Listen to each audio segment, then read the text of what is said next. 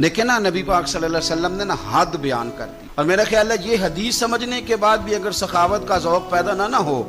تو پھر بندے کو نا سرجری کرانی چاہیے دل کی۔ نبی پاک صلی اللہ علیہ وسلم نے فرمایا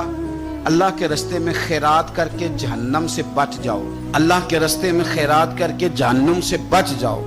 اللہ کے رستے میں دے کے جہنم سے بچ جاؤ۔